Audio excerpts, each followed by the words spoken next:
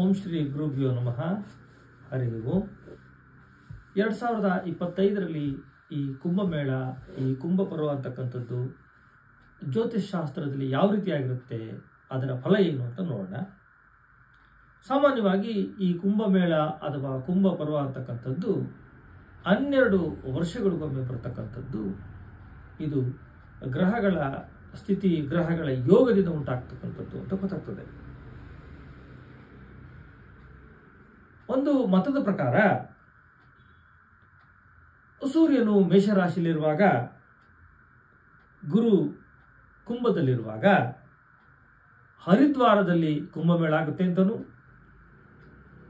ಗುರು ಸಿಂಹರಾಶಿಯಲ್ಲಿರುವಾಗ ಸೂರ್ಯ ಚಂದ್ರನ ಕಟಕದಲ್ಲಿರುವಾಗ ನಾಸಿಕದಲ್ಲಿ ಕುಂಭಮೇಳ ಆಗುತ್ತೆ ಅಂತನೂ, ಅದೇ ರೀತಿಯಾಗಿ ಸೂರ್ಯನು ಕುಂಭರಾಶಿಯಲ್ಲಿರುವಾಗ ಗುರು ವೃಶ್ಚಿಕದಲ್ಲಿರುವಾಗ ಉಜ್ಜಯಿನಿಯಲ್ಲಿ ಕುಂಭಮೇಳ ಆಗುತ್ತೆ ಅನ್ನೋದನ್ನ ಒಂದು ಮತ ಹೇಳಿದ್ರೆ,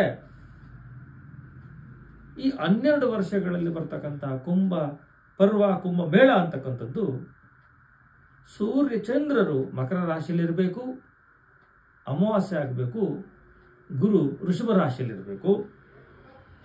ಇದು ಬಹಳ ಅತ್ಯಂತ ಪುಣ್ಯ ಫಲ ಕೊಡ್ತಕ್ಕಂಥದ್ದು. ಅದು ಪ್ರಯಾಗದಲ್ಲಾಗುತ್ತೆ. 1000 ಅಶ್ವಮೇಧ ಯಾಗವನ್ನ ಮಾಡಿದ ಫಲ,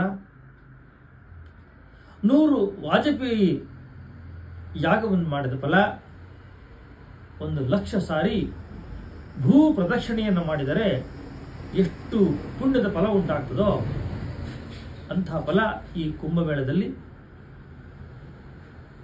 ಈ ಕುಂಭ ಪರ್ವದಲ್ಲಿ ಸೂರ್ಯ ಚಂದ್ರರು ಮಕರ ರಾಶಿಯಲ್ಲಿದ್ದು ಅಮಾವಾಸ್ಯೆ ಉಂಟಾಗಿ ಗುರು ವೃಷಭ ರಾಶಿಯಲ್ಲಿದ್ದಾಗ ತೀರ್ಥ ಸ್ನಾನವನ್ನು ಮಾಡಿದರೆ ಪ್ರಯಾಗದಲ್ಲಿ ಅತ್ಯಂತ ಯಾಗದ ಫಲ ಉಂಟಾಗುತ್ತೆ. ಅದಷ್ಟೇ ಅಲ್ಲ, ಈ ಒಂದು ತೀರ್ಥ ಸ್ನಾನಕ್ಕೆ ಕುಂಭಮೇಳದಲ್ಲಿ 1,000,00,000 ಜನ ಸೇರಿದ್ರು ಕೂಡ ನಾವು ಗುಂಪು ಗುಂಪಾಗಿರತಕ್ಕಂಥ ಸಾಧುಗಳ ದರ್ಶನ ಆಗ್ತಕ್ಕಂಥದ್ದು ಒಂದು ಮುಖ್ಯವಾಗಿರ್ತಕ್ಕಂಥ ಸಂಗತಿ ಆಗ್ತದೆ.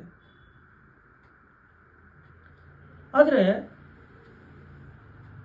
ಈ ಕುಂಭಮೇಳ, ಕುಂಭ ಪರ್ವದಲ್ಲಿ ವಸಂತ ಪಂಚಮಿ ಅಂತ ಕರಿತೀವಿ.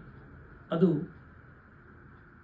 ಕ್ರಿಸ್ತ ಶಕ 1054ರಲ್ಲಿ ಜನವರಿ 14ನೇ ತಾರೀಕಂದು ನಾವು ಅದನ್ನು ಕಾಣ್ತೀವಿ. ಎಲ್ಲ ಗ್ರಹಗಳ ಯೋಗ ಹೇಗಾಗುತ್ತೆ ಅಂತ ಗೊತ್ತಾಗ್ತದೆ. ಈ 3 ದಿನಾಂಕಗಳನ್ನು ನಾವು ಗುರುತಿಟ್ಕೋಬಹುದು. ಸಾಮಾನ್ಯವಾಗಿ ಜನವರಿ 14ನೇ ತಾರೀಕು, ಫೆಬ್ರವರಿ 3ನೇ ತಾರೀಕು ಮತ್ತು ಫೆಬ್ರವರಿ 7ನೇ ತಾರೀಕು ನಾವು ಈ ಕುಂಭಮೇಳ, ಕುಂಭ ಪರ್ವವನ್ನು ನಾವು ಕಂಡಿದ್ದೀವಿ.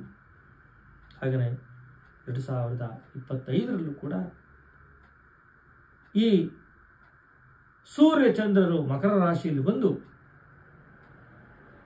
ಗುರು ವೃಷಭ ರಾಶಿಯಲ್ಲಿರುವಾಗ ಪ್ರಯಾಗ ಕ್ಷೇತ್ರದಲ್ಲಿ ತೀರ್ಥ ಸ್ನಾನವನ್ನು ಮಾಡಿದರೆ 1,00,000 ಸಾರಿ ಭೂ ಪ್ರದಕ್ಷಿಣೆ ಫಲ, 1000 ಅಶ್ವಮೇಧ ಯಾಗದ ಫಲ, 100 ವಾಜಪೇಯಿ ಯಾಗದ ಫಲ ಈ ಕುಂಭಮೇಳ, ಕುಂಭ ಪರ್ವದಲ್ಲಿ, ಪ್ರಯಾಗದಲ್ಲಿ ತೀರ್ಥ ಸ್ನಾನ ಮಾಡುವುದರಿಂದ ಉಂಟಾಗ್ತದೆ ಅಂತ ಹೇಳ್ತಾ, ಎಲ್ಲರೂ ಕೂಡ ಸಾಧ್ಯವಾದರೆ ಕುಂಭಮೇಳದಲ್ಲಿ ಪಾಲ್ಗೊಂಡು ನೀವು ಕೂಡ ತೀರ್ಥ ಸ್ನಾನವನ್ನು ಮಾಡಿ, ಸಾಧು ಸಂತರ ದರ್ಶನವನ್ನು ಮಾಡಿ, ಆ ಭಗವಂತನಿಗೆ ಕೃಪಕ್ಕೆ, ಆ ಗ್ರಹಗಳ ಅನುಗ್ರಹ ನಿಮಗಾಗಲಿ ಅಂತ ಹೇಳಿ ನಾನು ಈ ಮೂಲಕ ನಿಮ್ಮನ್ನು ಹೇಳ್ತಾ ನಾನು ಗ್ರಹಗಳಿಂದ ಪ್ರಾರ್ಥನೆ ಮಾಡ್ತೀನಿ. ಹರಿ ಓಂ. ಸರ್ವಂ ಶ್ರೀ ಕೃಷ್ಣಾರ್ಪಣಮಸ್ತು.